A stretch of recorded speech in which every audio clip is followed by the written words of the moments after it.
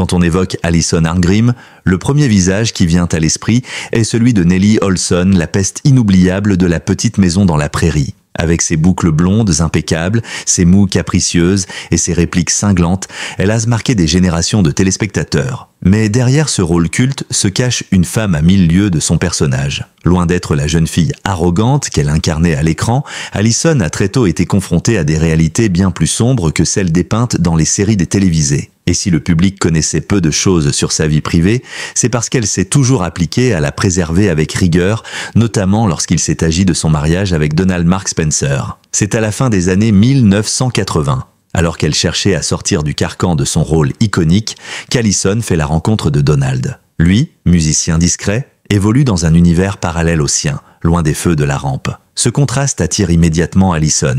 À ses yeux, Donald représente un ancrage, une stabilité, presque un refuge face au tumulte médiatique qui a rythmé sa jeunesse. Ils se croisent lors d'un événement artistique à Los Angeles. Alison, invitée à soutenir une levée de fonds pour les enfants malades, assiste à une performance où Donald officie à la guitare. Une discussion impromptue dans les coulisses devient le point de départ d'une complicité inattendue. Rien de spectaculaire, mais un échange sincère, teinté de retenue. Les débuts de leur relation se font dans une extrême discrétion. À l'époque, les tabloïds sont encore friands de tout ce qui touche aux anciens enfants stars de la télévision. Alison sait que la moindre fuite sur sa vie sentimentale pourrait provoquer une avalanche d'articles sensationnalistes. Elle tient donc à garder Donald hors du champ médiatique et lui-même n'aspire qu'à cela, rester invisible. Ce sont deux solitudes qui se rejoignent. Alison, encore traumatisée par les abus qu'elle a subis dans son enfance, voit en Donald un homme calme, presque effacé, incapable de brutalité. Il devient son port d'attache, son équilibre fragile. En 1989, après quelques années de relation, ils décident de se marier. La cérémonie se déroule dans l'intimité, loin des caméras. Peu de photos, peu d'amis du show business.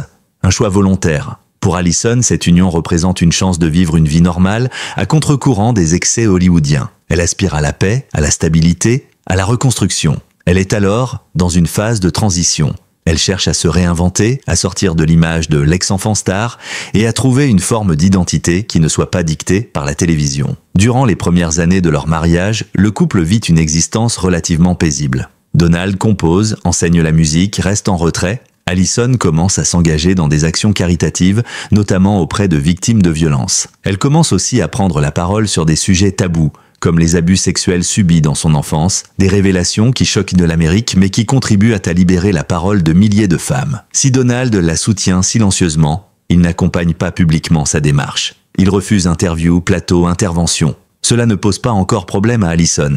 À ce moment-là, elle respecte ce besoin de distance. Mieux, elle l'admire, le voit comme un choix noble, loin de l'ego de l'industrie du divertissement. Mais peu à peu, ce respect devient frustration.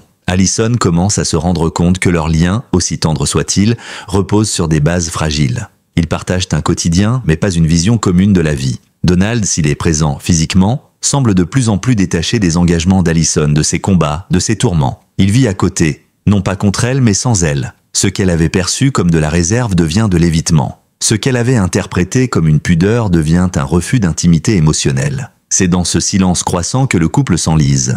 Pourtant, rien dans les médias ne laisse présager la moindre crise. Ils font illusion. Ils participent à quelques événements ensemble, donnent quelques interviews convenues. Mais l'essentiel est déjà fissuré. Alison s'épanche dans ses écrits, dans ses engagements militants, dans ses souvenirs douloureux. Donald, lui, s'enferme dans une routine simple et silencieuse. Et ce fossé, imperceptible au début, devient un abîme infranchissable. En coulisses, loin des caméras, Alison commence à se poser des questions douloureuses. Peut-on continuer à aimer un homme qu'on ne reconnaît plus? Peut-on sauver un couple sans retour quand l'autre refuse d'évoluer? Et surtout, peut-on rester fidèle à soi-même sans trahir la personne qu'on a un jour aimée? Ces interrogations marquent le début de la fin. Mais pour l'instant, elle garde le silence. Encore. L'après-mariage d'Alison Arngrim ne ressemble en rien à un conte de fées hollywoodien. Ce n'est ni une histoire d'adultère, ni de jalousie tapageuse, encore moins de scandales financiers. C'est une chronique silencieuse d'un éloignement lent, d'une fracture progressive entre deux êtres que tout semblait pourtant opposé dès le départ. Ce que le public ignore à l'époque, c'est que cette union reposait dès ses débuts sur une forme de compromis tacite. Alison, survivante d'un passé douloureux, aspirait à une vie stable et équilibrée, tandis que Donald Mark Spencer, homme calme et réservé, recherchait la paix, l'effacement et l'anonymat. Pendant les premières années, ce pacte de discrétion mutuelle fonctionne. Allison se reconstruit, Donald compose, et leur quotidien s'organise autour d'une forme de quiétude relative. Mais au fur et à mesure qu'Allison reprend confiance en elle, elle ressent le besoin de s'engager, de parler, d'agir. Elle commence à s'investir dans des causes qui la touchent profondément. La lutte contre les abus sexuels, le soutien aux enfants maltraités, la prévention du VIH-Sida, autant de combats qu'elle ne peut plus ignorer. C'est une femme transformée, vibrante, animée par la volonté de changer les choses. Et dans cet élan, elle espère trouver en son mari un compagnon de route, un soutien, un relais. Mais Donald n'est pas cet homme. Non pas qu'il s'oppose à ses idées, ni qu'il les méprise. Il ne les comprend simplement pas. Ou du moins, il ne les vit pas de l'intérieur. À ses yeux, ces combats appartiennent à un monde qu'il n'a jamais fréquenté, qu'il observe avec une distance tranquille. Il ne voit pas pourquoi il faudrait s'agiter publiquement, pourquoi tant d'énergie serait consacrée à des causes si douloureuses. Il préfère le silence à la dénonciation, l'équilibre à la confrontation. Un mode de pensée radicalement différent de celui d'Allison qui a besoin de parler, de crier parfois, pour survivre.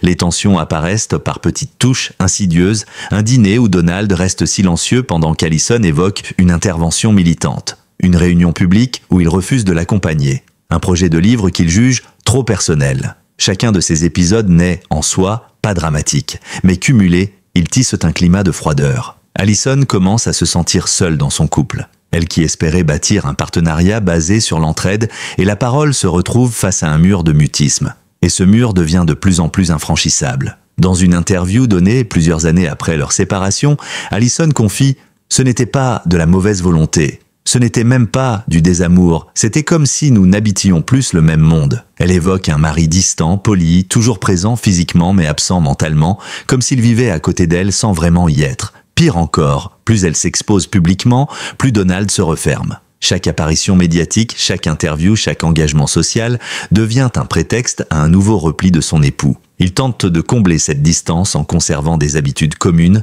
dîners en famille, vacances sobres, soirées musicales à la maison. Mais tout cela sonne faux, ou du moins vide. Allison ressent un profond décalage.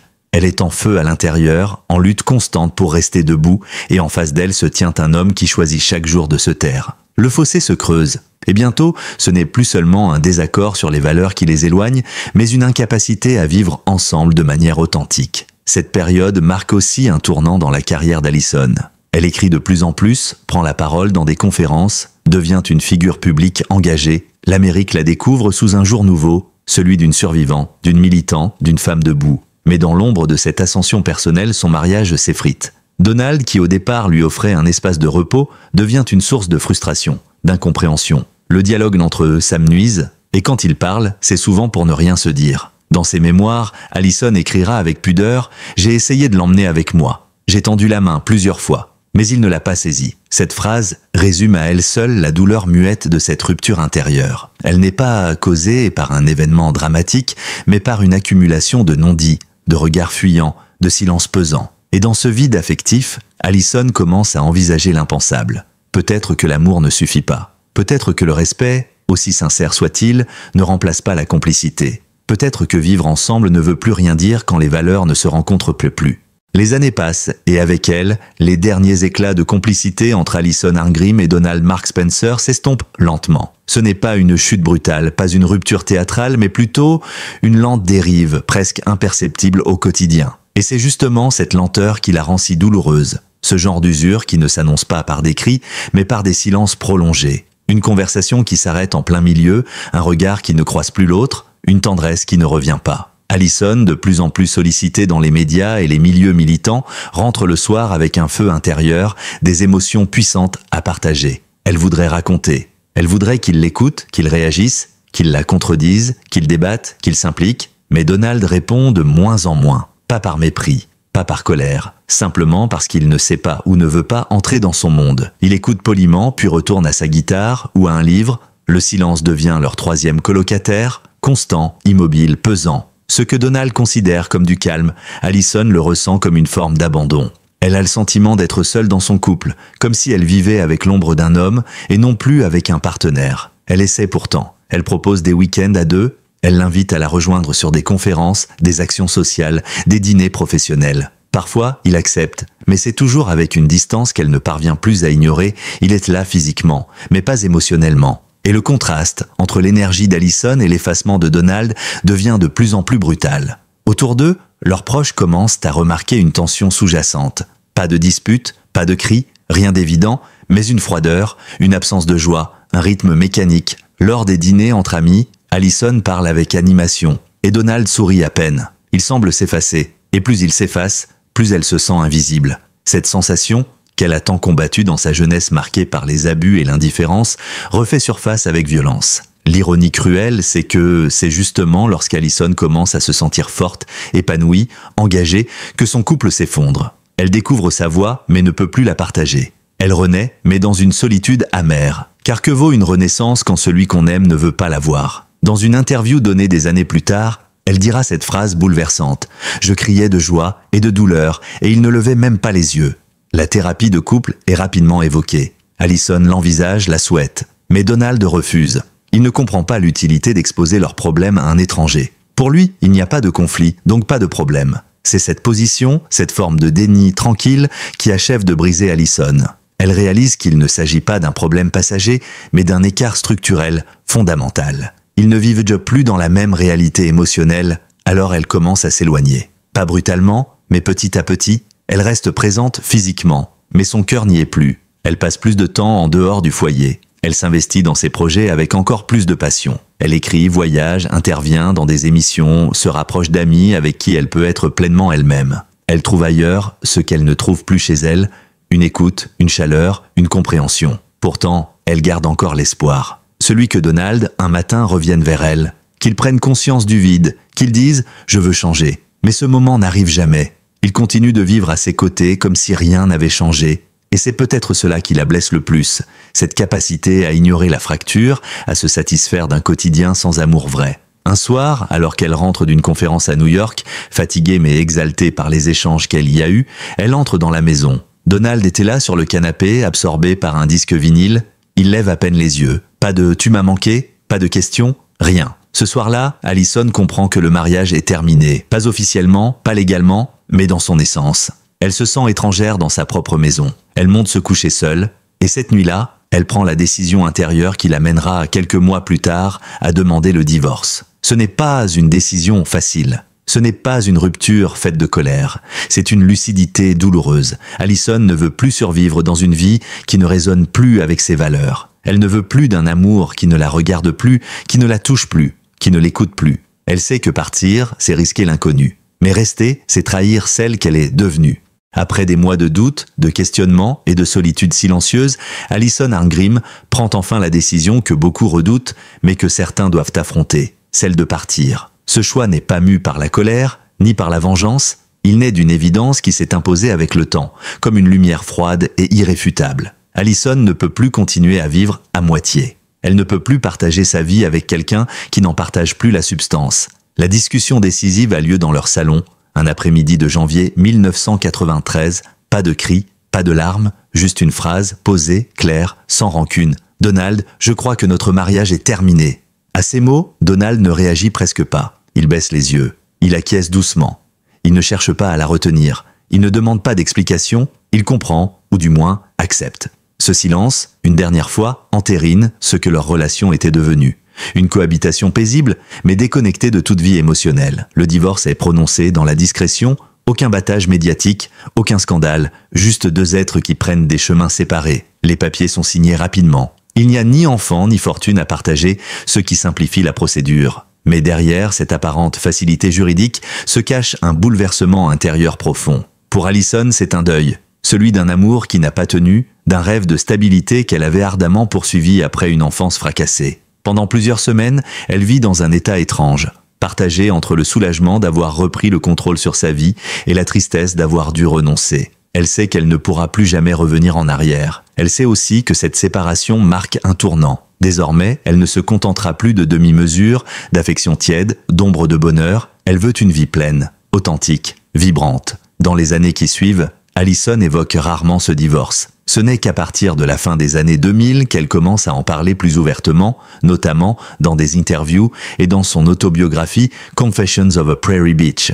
Elle y explique, avec une honnêteté désarmante, que ce n'est pas le désamour qui tue un couple, mais l'absence de regard, de mots, de partage. Elle n'accuse pas Donald. Elle le décrit comme un homme bon, mais figé dans son monde intérieur, incapable d'accueillir la femme en feu qu'elle était devenue. Elle écrit « Ce n'était pas un divorce conflictuel. C'était une séparation de chemin, comme deux trains qui partent dans des directions opposées sans se heurter, mais qui savent qu'ils ne se reverront plus. » Cette image, simple mais puissante, résume parfaitement ce que fut la fin de cette relation. Une douce désagrégation, une libération dans le calme. Mais au-delà de cette séparation, Allison en tire une leçon fondamentale. L'amour n'est pas seulement un refuge, c'est aussi un espace de croissance, de transformation, de soutien. Et quand il devient inertie, il devient aussi une prison. Elle refuse désormais de se taire pour préserver une illusion de paix. Elle refuse d'étouffer sa voix au nom du confort. Ce divorce n'est pas une chute, c'est une montée, lente, douloureuse, vers une version d'elle-même plus libre, plus lucide. Paradoxalement, cette rupture lui donne l'énergie de s'engager encore plus fortement dans ses combats personnels. Elle devient une voix incontournable dans la lutte contre les violences sexuelles. Elle parle sans filtre, avec son humour féroce et son intelligence. Elle refuse de se poser en victime. Elle veut témoigner, aider, faire bouger les lignes. Et plus elle s'affirme, plus elle s'éloigne de l'ombre de Donald. Non pas dans le rejet, mais dans l'acceptation que certaines personnes ne sont que des étapes, importantes, certes, mais pas destinées à durer. Quelques années plus tard, elle rencontrera un autre homme, Robert Paul Schoonover, avec qui elle partagera une relation bien différente, plus alignée avec ce qu'elle est devenue. Mais cela, c'est une autre histoire. Ce qu'Allison retiendra de cette première union, c'est que le silence peut être plus violent que les cris, et que rester avec quelqu'un par habitude, ou par peur de la solitude, est une trahison envers soi-même. Ce divorce, dans sa sobriété, dans son absence de drame apparent, est en réalité l'un des actes les plus courageux de sa vie. Car il lui a fallu affronter un vide immense, une désillusion profonde, et malgré tout, choisir la vérité, sa vérité. Le divorce d'Allison Arngrim avec Donald Mark Spencer, survenu en 1993, ne fut pas seulement un tournant dans sa vie sentimentale. Il marqua également l'entrée dans une ère nouvelle, plus lucide, plus engagée et plus libre. À 40 ans à peine, Allison renaît, non pas dans l'euphorie, mais dans la conscience profonde de qui elle est devenue. Elle a traversé le pire, elle s'est relevée, et désormais plus rien ne l'arrêtera. Loin de sombrer dans le repli ou le cynisme, après cette séparation, Allison transforme sa douleur en force. Son combat personnel contre le silence, amorcé dès son adolescence lorsqu'elle fut victime d'abus, trouve un nouveau souffle. Elle décide de faire entendre sa voix haut et fort à travers des conférences, des interviews, des engagements associatifs. Elle devient une militante incontournable de la protection de l'enfance, une porte-parole des survivants, une figure de courage. Ce que la société avait longtemps ignoré ou refusé d'écouter, elle le crie avec dignité et humour. Car oui, Allison n'a jamais perdu son mordant. Derrière l'ancienne Nellie Olson se cache une femme drôle, piquante et terriblement vivante. Ce renouveau personnel coïncide avec une activité professionnelle diversifiée. Elle poursuit ses activités de comédienne, souvent sur scène, dans des pièces décalées ou des spectacles humoristiques. Mais surtout, elle écrit. En 2010, elle publie Confessions of a Prairie Beach, une autobiographie aussi bouleversante qu'hilarante, où elle revient sur son enfance, ses traumatismes, sa carrière et bien sûr son mariage. Ce livre, salué par la critique, devient un best-seller. Le public découvre alors une autre facette d'Allison, celle d'une femme résiliente, dotée d'un talent d'écriture mordant et d'une lucidité sans compromis. Dans ses pages, elle parle de son divorce sans acrimonie. Elle ne règle aucun compte. Elle analyse avec recul, avec douceur parfois, une histoire qui n'a pas fonctionné, tout simplement. Mais ce qu'elle raconte surtout, c'est ce que ce divorce lui a permis, se retrouver. Je ne me suis jamais sentie aussi seule que dans ce mariage et jamais aussi forte que le jour où j'ai compris que je devais en sortir, écrit-elle. Une phrase qui résonne chez de nombreuses femmes et qui contribuera à faire de son témoignage un outil de libération pour d'autres. Quelques années après sa séparation, Allison retrouve l'amour auprès de Robert Paul Schoonover, un homme engagé, discret mais passionné, qui partage ses combats et comprend sa sensibilité. Ensemble, ils forment un couple complice, solidaire, loin des caméras mais proche de l'essentiel. Ils se marient en 1993, la même année que son divorce, un détail que certains jugent précipité, mais qui pour Allison témoigne d'un appel du cœur sincère. Avec Robert, je n'ai pas eu besoin de me justifier. Il m'a aimé comme j'étais, avec mes forces, mes blessures, mes excentricités. Il est entré dans ma vie comme un baume. Depuis lors, Allison Arngrim n'a cessé de tracer sa route, fidèle à elle-même. Elle intervient régulièrement à la télévision, participe à des documentaires, revient avec humour sur son personnage de Nellie Olson qu'elle a appris à apprivoiser. Loin de renier ce rôle qui l'a rendu célèbre, elle l'utilise comme tremplin pour parler de sujets graves. Nelly était une peste, mais elle était aussi une survivante, aime-t-elle rappeler. Une phrase qui, au fond, résume parfaitement ce qu'elle est elle-même devenue. Aujourd'hui, plus de 30 ans après la fin de son premier mariage, Alison Arngrim est admirée autant pour sa sincérité que pour sa résilience. Elle n'est plus seulement l'ancienne actrice d'une série culte. Elle est une femme debout, une survivante, une figure d'inspiration. Elle a su transformer la douleur du silence en force de parole et la solitude en chemin de reconstruction. Son parcours prouve qu'on peut tomber, aimer, se tromper, souffrir et renaître plus forte. En racontant la vraie raison de son divorce, Alison ne cherche ni à blesser, ni à accuser. Elle veut, comme toujours, ouvrir les yeux, montrer que même les unions paisibles peuvent étouffer, que l'amour, quand il n'est plus partage, devient oubli, et que le vrai courage, parfois, consiste à choisir de vivre pleinement, quitte à marcher seul un temps, pour enfin retrouver sa voie. L'histoire d'Alison Arngrim ne ressemble à aucune autre. En franchissant le pas difficile du divorce, elle a fait bien plus que rompre un lien conjugal. Elle a mis fin à une forme de disparition de soi. Dans un monde où le silence est souvent confondu avec la paix, où l'apparence d'un couple harmonieux prime parfois sur la vérité intime, Alison a choisi l'authenticité. Et c'est cette sincérité, douloureuse mais salvatrice, qui fait aujourd'hui d'elle une femme admirée et écoutée. À travers son témoignage sur son mariage avec Donald Mark Spencer, elle rappelle que certaines séparations ne sont ni des échecs, ni des drames. Elles sont des renaissances. Son histoire inspire, non parce qu'elle est spectaculaire, mais parce qu'elle est profondément humaine. Elle parle à celles et ceux qui, un jour, se sont sentis seuls dans un couple. À ceux qui ont compris qu'aimer ne suffit pas si l'on ne peut être soi-même. Aujourd'hui encore, Alison continue d'avancer, lumineuse et entière, avec la même détermination qui l'a guidée depuis toujours, celle de ne jamais se taire quand la vie exige d'être vécue pleinement. Merci d'avoir regardé cette vidéo jusqu'au bout, votre soutien compte énormément pour nous. Si cette histoire vous a touché ou interpellé, n'hésitez pas à nous le dire en commentaire. Nous lisons chacun de vos messages avec attention. Pensez aussi à vous abonner à la chaîne et à activer la cloche pour ne rien manquer de nos prochaines vidéos. Nous vous préparons encore de nombreux contenus émouvants, inspirant et captivant. Alors restez bien connectés. À très bientôt.